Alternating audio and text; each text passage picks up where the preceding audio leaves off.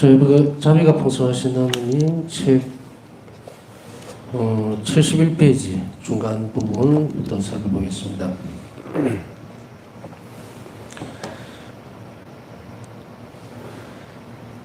예수님께서는 그 의탁의 태도를 발전시키기 위해서는 또 그리고 이것을 어제 뭐라고 말씀드렸어요. 계속 반복해서 수행해야 된다. 그리고 그것을 중단하지 말아야 된다는 것도 말씀을 드렸죠. 그래서 어떻게 보면은 이런 교육을 많이 받은 사람일수록 적재적소에 이러한 특성들을 실행을 할 줄을 압니다. 이 부분에 있어서는 이렇게 해야 되겠고, 이 부분에 있어서는 이렇게 해야 되겠고. 근데 그러한 것들을 마음대로 하지 못하는 부분들이 우리 안에 있으려면은, 부지런하지 않거나 주의를 기울이지 않으면 되죠. 근데 그러려면 배울 필요도 없는 건데, 자, 복음에서 보면은 주님께서 하나님 나라의 교육을 받은 사람은 큰 것도 꺼내고 새 것도 꺼낸다고 말씀하신 거 기억하시죠? 저는 이렇게 그 복음 부분을 큰 것과 새 것은 물론 구약과 신약을 이야기하는 거죠. 근데 그것을 조금 이쪽에다 대비를 시켜보면은, 하나님 자비 신심을 배운 사람은 자유자재로 의탁의 태도를 실행하기 위해서 필요한 특성들을 활용을 한다. 자유롭게.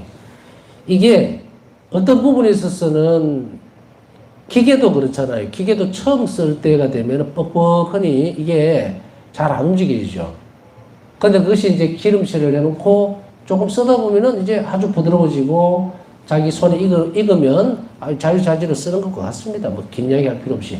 바오사 성인은 모범적으로 우리에게 이 길을 따라오라고 쭉 하셨는데 여기에서 보면은 우리가 이렇게 볼 수 있죠. 바오사 성인은 이런 상황에서도 늘 그렇게 덕성들을 닦기 위해서, 그러니까 덕성을 키워나가기 위해서 많은 노력들을 했습니다. 이렇게 볼 수도 있어요. 그런데 거기서 끝나버리면은 바오사 성인의 노력만 들어가 있죠. 저기서 보이는 것은. 그 상황에 대해서는 설명이 전혀 안 돼 있잖아요. 그죠? 근데 우리가 이제 여러 가지 다른 부분들을 살펴보다 보면 이 바오사 성녀의 영성에서 하고 좀 다른 부분들을 보면 예수님과 바오사 성녀의 관계에 있어서 이렇게 습득시켜 나가는 거예요. 여러 가지 것들을 훈련을 시켜 나가는 그 과정 안에서 보면은 좀 더가 아니죠. 아주 확실하게 이렇게 그림이 그려진다 그러니까 영상으로 보면은 이렇게 모양이 보이는 거예요, 형태가. 근데 다른 어떤 부분들은 솔직히 이야기하면은 들여다보면 너무 어렵고 그 성인이 하셨던 부분만 드러나요. 하셨던 부분만.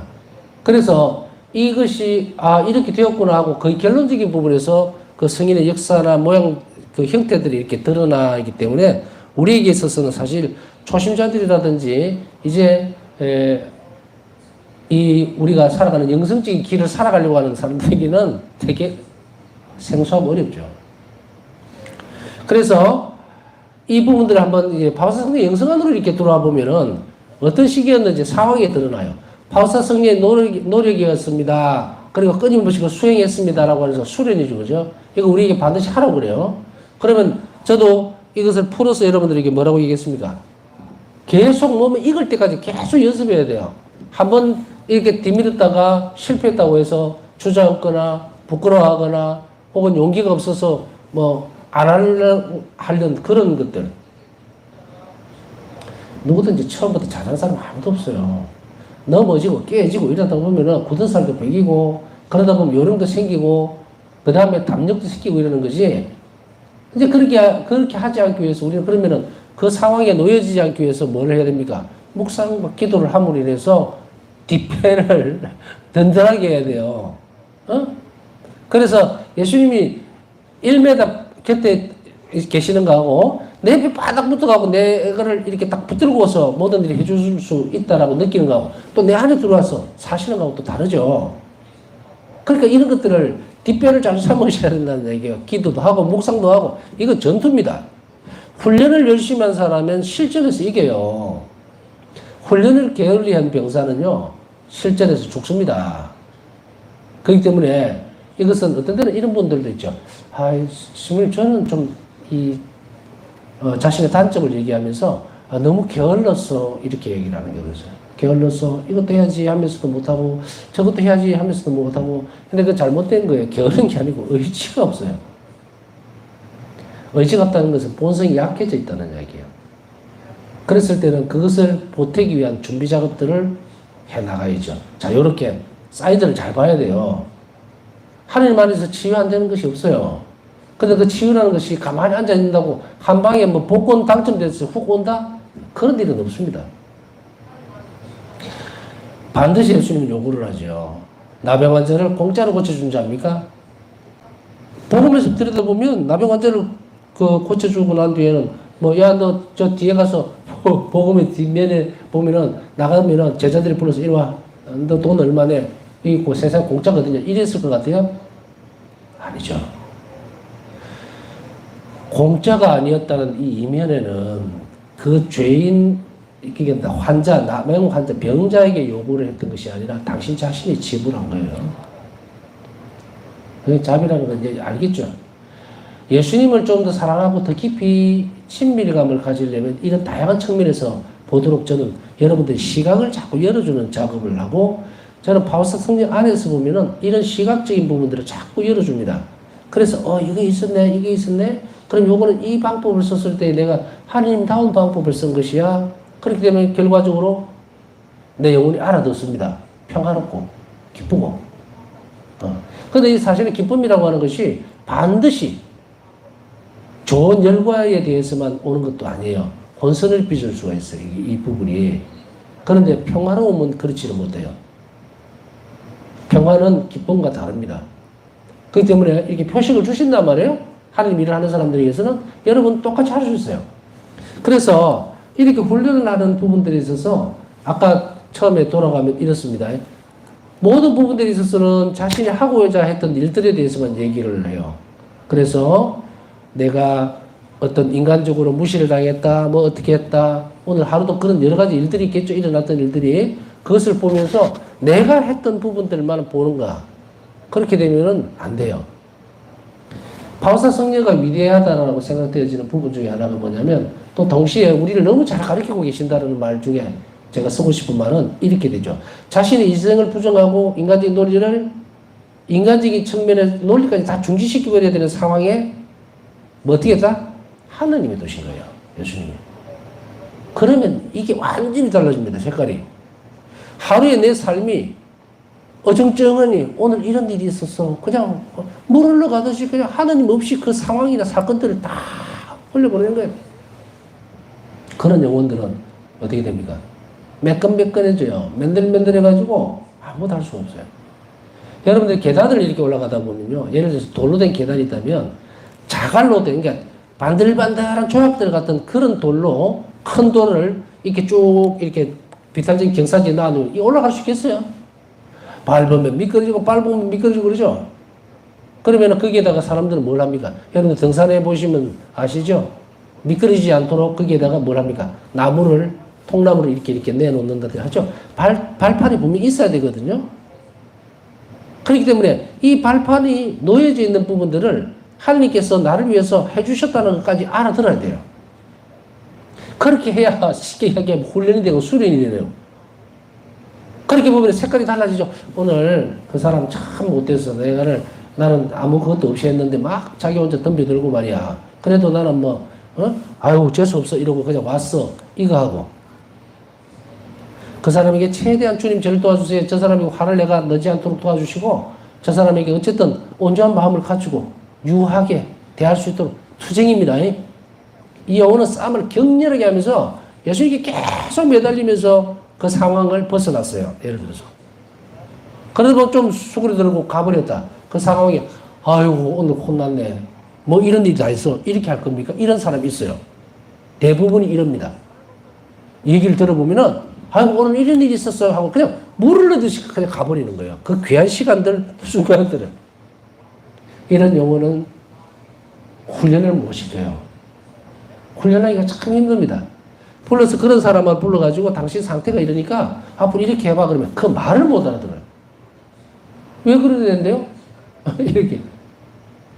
그래서 막 수많은 사람들을 대하면서 또 어떤 사람들은 신부님 제가요 지난번에 이 행거를 이렇게 해봤는데 너무 정말 기쁘고 예수님을 본 것 같아요. 이렇게 작은 시동을 거는 사람도 있고 뭐 사람마다 전부 다 틀린다고는 하지만 그러나 분명히 속도가 느리다고 해서 거북이 같이 간다고 해서 천국 안 갈 겁니까?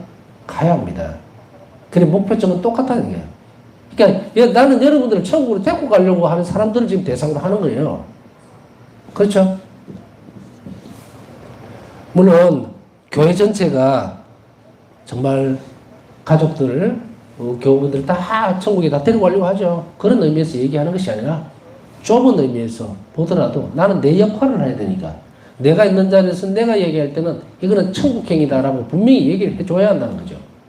어줍지 않게 이 땅에서 살아가면서 이러면 복이 있을 겁니다. 어쨌든 견뎌내서 예수님을 닮아야 됩니다. 이런 식이 아니라 여러분들도 살아내면서 행복해지기를 바라는 거예요. 지금 당장 행복해야 돼요. 누구 때문에? 예수님 때문에. 내 영혼 안에 예수님께서 오셨는데 뭐가 그렇게 겁이 나고 두렵고 떨리고 힘들고 미래에 대해서 예측도 못하고 그럴까? 그럴 수 있습니다. 그럴 수 있어요. 왜냐면 여러분들은 다 다르기 때문에 영혼이. 그것을 감안해서 얘기를 하는 거예요. 그러나 순도로 봤을 때 1일밖에 안 되는 순도 99%는 불순물이라 하더라도 가야 합니다. 상황에 맞도록 가야 돼요. 버리고 갈 수는 없어요. 그렇기 때문에 여러분들이 진지하게 이 부분들을 듣고 그리고 실행을 연습을 해야 돼요. 그러면서 이제 색깔을 오늘 한번 바꿔줬습니다. 오늘 나에게 일어난 이 일은 하나님의 안배였다. 그것이 기분 나쁘고 안 좋게 되었던 것은 바로 내 자신의 부족함 때문이라고 성찰해내야 돼요. 그렇게 해야만 다음 날이 되었을 때 은총의 협력에 의해서 은총의 협력에 의해서 나는 그것을 이제 하느님의 일로 보기 시작해야 돼요. 이걸 계속 연습해야 됩니다. 계속. 그렇지 않으면 예수님은 우리 인간을 너무 사랑하시기 때문에 포기 안 합니다. 절대. 요거 놨다가 이거 비켜가면 이게 놨다가 이래요. 그래서 결론이 뭐예요? 결론은 예수님은 우리를 구원하시기 위해서 나의 영혼의 선익이 되는 것은 모든 방법을 다 씁니다. 모든 방법. 왜? 마귀는 솔직히 얘기해서 사람을 하나 자기 영혼을 지옥으로 끌고 가려고 모든 수단을 다 씁니다.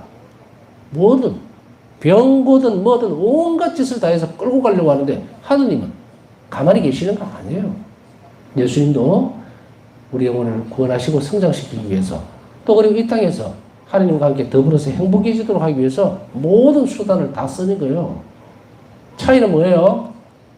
마귀가 모든 수단을 다 쓰는 것과 예수님이 모든 수단을 다 쓰는, 하나님 다 쓰는 거하고 차이가 뭡니까? 네. 아시는 분은 벌써 대답했다 치고, 마귀는 절대로 지 몫을 안 내놓습니다. 지 몫을 안 내놓습니다. 전부 뻥입니다. 100%, 110%.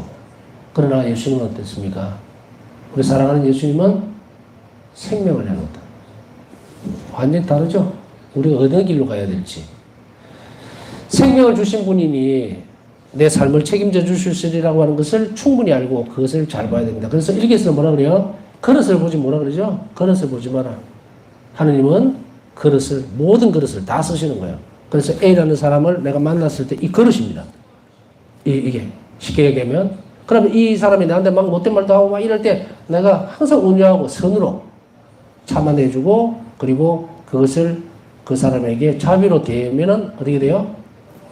그릇은 엉망인 그릇이 왔죠. 이게 그 그릇 안에 그 상황을 하나님께서 허락하신 것으로 의탁하고 그 일을 선으로 또 자비로 대하면 그 안에 놀라운 보물이 숨겨져 있다. 하나님 마련해 놓으신 은총이 거기에 들어가 있어요. 이런 것을 자꾸 연습해야 돼요. 자꾸 연습하다 보면 여러분 각자 영혼들이 알아듣기 때문에 그때부터는 조금 수월해질 겁니다. 대화하기가. 또 가르치기가 좀 수월한데 이미 그걸 알아듣는 사람도 있고 그게 뭐야? 라고 하는 분도 있을 수 있어요. 그러나 자꾸 듣다 보면은 이거는 뭐 귀가 그냥 세뇌가 돼서 그런 게 아니고 영혼이 그쪽으로 움직이지면 알아들어요. 그러니까 여러분들이 이 부분을 분명하게 우리에게 시험을 두고 계신다는 것을 절대로 잊지 마시고, 아니, 내 같은 사람한테 절대 없습니다. 여러분, 귀한 영혼들이에요. 하나님 꼭 반드시 구원하셔야 하는, 그래서 당신 자신을 희생하셨다는 거. 그러면은 이제 그 상황에 맞도록 우리가 살아줘야 합니다. 바다에 닿는 배가 육지에 올라오면 꼼짝도 못하죠. 그러니까 이런 순리대로 벗어난다고 하더라도 이것은 자기 파멸적인 결과를 가져오니까 여러분들이 행복해지기 위해서는 지금부터라도 이것을 계속 반복해서 연습을 해야 됩니다. 자, 주 예수님께서는 다음과 같이 말씀하시며 의탁의 태도를 발전시키기 위한 그녀의 노력을 높이 평가하셨다. 예수님께서는 직접 바로 한 영혼이 어떻게 하면은 그렇게 되어갈 수 있는가에 대한 것을 밝혀주시는 거죠. 그래서 자비신심이 대단히 놀라운 거예요. 언젠가 내가 그 얘기를 한번 한 적이 있죠.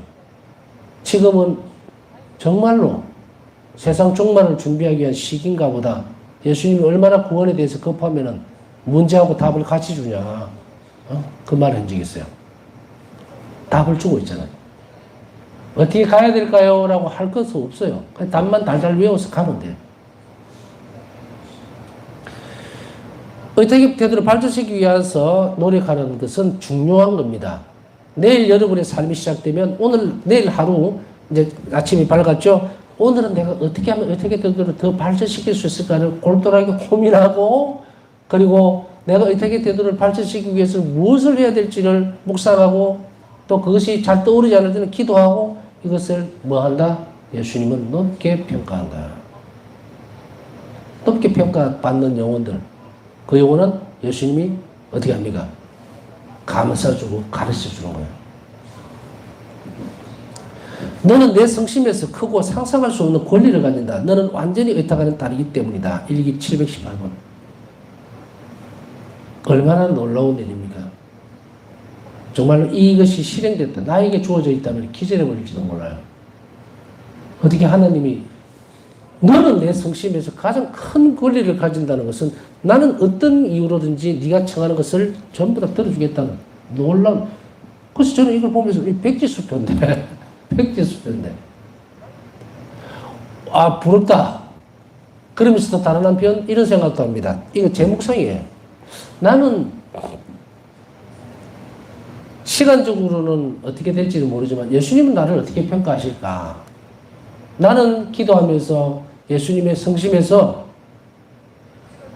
자비를 청할 때 얼마만한 권리를 가지고 있을까? 이런 생각 여러분들 해보셨어요? 정말 예수님께 요구할 수 있는 권리가 커졌다는 것은 내가 그만큼 의탁하는 사람이 되었다는 이야기가 전제로 하죠. 이 의탁이 커지면 예수님은 결국은 기도에 대한 관점이 나오죠. 내가 의탁하는 태도만 죽으라고 키우면 온 힘을 다한다는 뜻이에요. 그렇게 하면 내 기도는 하나님께서 안 들어주실 수가 없어요. 안 들어주실 수가 없다. 그것은 현세적인 것이다. 왜? 의탁하는 태도를 가지고 있다는 것은 이미 기도하는 내용이 하느님 마음에서 예수님 마음을 벗어나지 않는다는 이야기예요. 예수님 뜻에 어긋나는 기도를 청할 수가 없어요. 그 영혼은. 이게 단계적으로 잘 살펴봐야 되는 대목이에요. 엉뚱하게 중간에 쏙 빼가지고 어떤 사람은 이런 이야기를 합니다. 아우 신부님 제가 기도를 못하겠어요. 겁이 나서. 뭐 어떻게나 기도를 잘 들어주시는지. 그래서 내가 당신은 성인입니다. 그래서 내가 아유 성인이시네. 저를 위해서 기도해 주십시오. 성인님.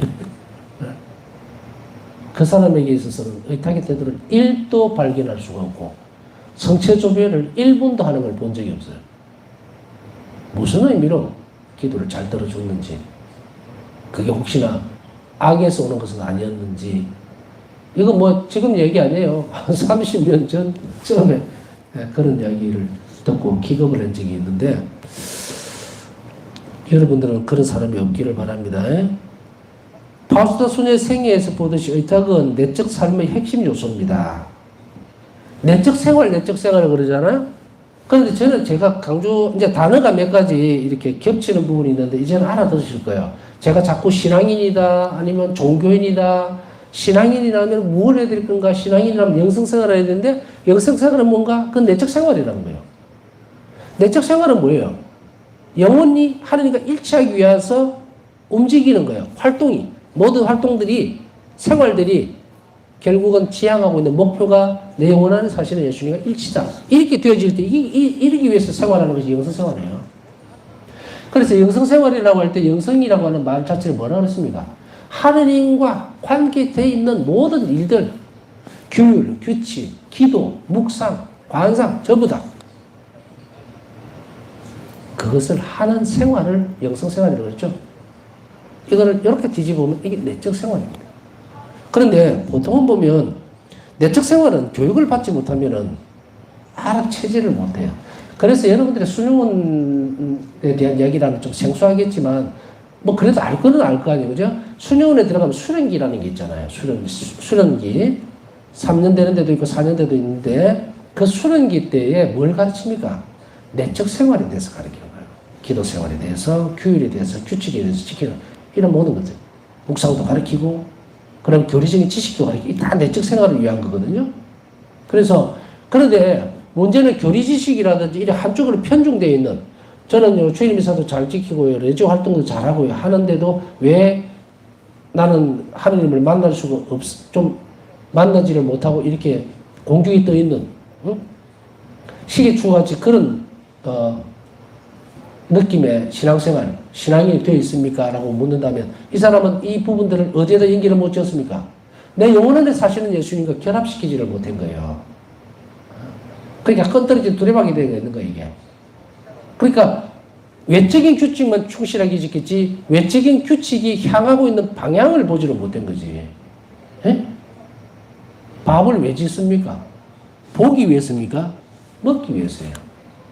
근데 이런 분들은 밥만 다 지어놓고 한술도 안 떠요. 이게 뭐 하는 건지 모르니까. 그래서 이런 것들은 내적 생활입니다.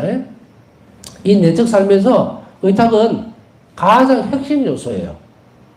다른 어떤 부분들보다 제일 상위 개념이 바로 이 내적 삶의 핵심이라고 얘기할 수 있는 의탁입니다.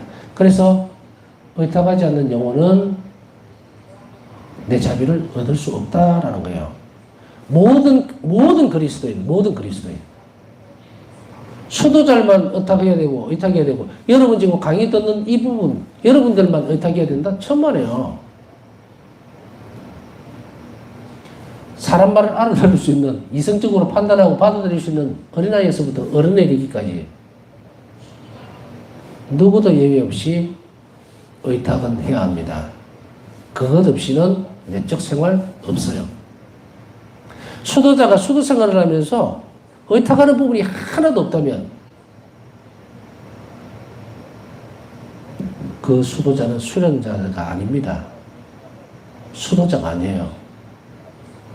우리가 이제 한자로 표기하다 보니까 수도 이렇게 하는데, 사실은 수도자가 어떤 길을 갑니까? 길도잖아요. 어떤 길을 갑니까? 덕행을 닦는 길이에요. 덕성을 쌓는 그 길을 이야기합니다. 수도. 그러면은 우리가 그걸 수덕생활이라는 말로도 바꾸어도 똑같은 말이에요. 그렇다고 하더라도 우리가 수도자라는 말이 편하지 수덕자라고 그럴 거야? 아니잖아. 수도자가 걷는 길이 덕을 닦는 길이에요. 그래서 수덕생활을 한다는 거예요. 마찬가지로 우리 또한 이 훈련을 해야 되고, 이 내적 삶에 있어서 우리가 의탁하지 않으면 어떤 것도 될 수 없다는 것을 다시 한 번 더 강조를 해야 합니다. 그래서 파우사 성령에게 있어서 핵심적인 부분은 의탁하는 분이었다. 나하고 예수님하고, 그전에도 한번 말씀드렸죠. 나하고 예수님 의탁하는 관계여야 돼요. 에?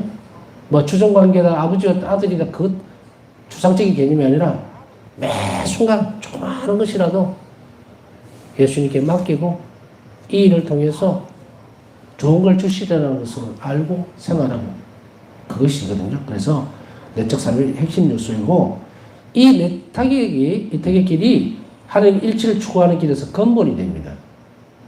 하나님과 일치. 자, 이제 정리를 합시다. 하나님과 일치한다. 뭘로? 의탁으로. 의탁이 근본이 되어야만 하나님과 일치가 가능합니다. 우리가 여러분들 엄청나게 많은 얘기들을 듣죠. 뭐 하나님과 일치한다, 뭐 예수님과 일치가 되고 하나가 되고 어떻게 하나 될 거예요? 그래 물으면은 막 횡설수설합니다. 기도도 하고 성체조배도 하고 뭐 희생도 하고 바치고 그 막 그런 추상적인 거 이제는 다 접어넣으세요. 예수님하고 하나님과 일치의 길은 내 영혼 안에 예수님과 일치하는 길은 의탁밖에 없다. 그게 근본이에요. 일치의 근본은 의탁입니다. 의탁이라는 것을 하나로 딱 이렇게 모아놓고 보니까 그죠? 의탁의 태도는 자꾸 발전한다 그랬잖아요. 그렇기 때문에 의탁의 태도는 또 여러 가지 특성들로 이루어져 있으니까 말이 되죠. 이 모든 것들을 다 사용해서 뭐다? 예수님과 일치할 수 있다는 이야기입니다. 그녀는 의탁이 은총들을 끌어당기는 유일한 그릇이다. 그것을 주 예수님께 배운다. 일기 1078번. 자, 이제 왜 의탁을 그렇게 강조하는지 아시겠죠? 의탁하지 않는 영혼은 은총을 끌어당기지를 못합니다. 응? 자기 삶에서 의탁하지 않는 사람은 기도를 드렸는데 잘 들어주시더라? 이제 이게 진위 여부가 나오죠? 이게 어디서 온 건지 하나님은 이러실 거라. 나는 준 적이 없다. 어떡할 거야, 이거? 어? 또 어떤 사람들은, 나 기도는 너무 안 들어지는 것 같아요. 믿음이 약해서 그러나요? 라고 하는 분들도 있어요. 여러분들 믿음이 약하지 않습니다. 설사 여러분들이 믿음이 약하다 하더라도 어쩔 거요? 아버지가 하나님이시네. 응? 원하기만 한다면 얼마든지 내 믿음을 강하게 해줄 수 있는 분이신데 왜 주저앉아 있느냐는 거예요. 자, 이제 우리 안에 내적 뼈대를 잘 세워야 합니다. 안이 강건하게 뼈대를 잘 만들어 놓으면 우리는 그 안에 엄청난 은총 생활을 해나갈 때 여러분들이 세상을 살면서 참 불행했던 시간들 혹은 지금 어려움이 있는 시간들이 예수님 안에서 해소되어 간다는 것을 알 수가 있습니다. 분명히 해결은 돼요. 해결은 됩니다. 내가 어떻게 이 길에 대해서 예라고 대답을 하느냐에 따라서 은총의 정대가 어떻게 흘러들어오느냐에 따라서 우리 삶이 완전히 뒤집어질 수도 있고 반토막이 날 수도 있고 변화가 될 수도 있고 이것이 자매 신심의 놀라운 부분입니다. 예수님이 우리를 이리로 끌고 가시는 거예요. 의탁은 평화와 행복의 원천이다. 아이들 데리고 가면요. 이 의탁의 정점은 어린아이와 같은 의탁입니다. 아이들 놀이공원에 데리고 가잖아요. 그러면 애들을 계산할 줄은 모릅니다. 그죠? 그래서 이제 부모들은 부자인 줄 알아요. 그러면은 막 놀이기구 뭐 이 회전목마도 타게 해달라 뭐 해달라 뭐 해달라. 부모들은 속이 탑니다. 이놈의 자식이 제가 아빠는 주머니에 돈이 지금 딸랑딸랑 하는데 한 번 탈 때마다 놀이기구 10,000원, 5,000원 막 날아가요. 그래도 아이는 지 즐거움밖에 절대 생각 안 합니다. 부모야 뭐 등골이 휘든지 말든지. 그렇게 이 안에 평화로운 거예요. 평화롭고 행복합니다. 왜? 다 해주잖아요. 때때로 여러분들은 그런 기분들을 느끼실지 있을지 모르겠지만 이런 부분들도 있을 거예요. 내 혼자서 하기가 너무 힘들다. 왜 나는 혼자 해야 되지? 이런 생각. 때로는 가족 가운데에서도 많은 사람들이 있지만 왜 내가 이걸 고민해야 되고 이게 왜 내 짐이어야 하나. 이렇게. 너무 힘들다. 너무 무겁다. 너무 고통스럽다. 그죠? 더 이상 말을 안 해도 우리가 지고 있는 어려움과 힘듦은 다 압니다. 내 혼자라는 거 서러워요. 왜 나는 맨날 내 집에서 내가 이거 판단해야 되고 내가 다 짊어져야 되고 내가 혼자 고민해야 되고 또 어떻게 단체나 어디 갔을 때도 왜 내만 고생하고 내만 이렇게 하고 내만